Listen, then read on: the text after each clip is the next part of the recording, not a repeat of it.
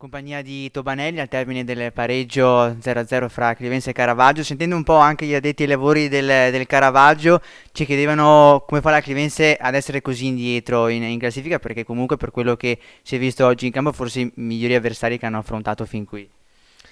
Questo intanto ci deve far capire la nostra forza, perché in certi momenti, specialmente nelle vecchie partite, forse non l'avevamo ancora capito. Quindi è un bene che ci facciano questi complimenti.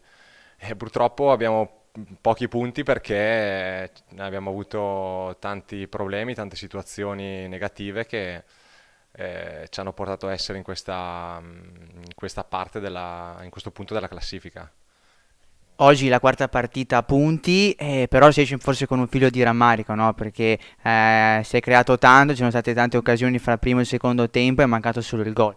Sì, sì, infatti oggi è proprio un esempio. Meritavamo, credo, la vittoria, è mancato il gol, perché comunque penso che abbiamo fatto una buonissima partita, è mancato solo quello per poterci dare i 3 punti. Purtroppo torniamo con un solo punto. Si torna a casa però anche dal tuo punto di vista difensivamente con anche zero gol subiti, che è la prima volta anche in campionato. Forse anche questa è un'altra chiave di lettura, no?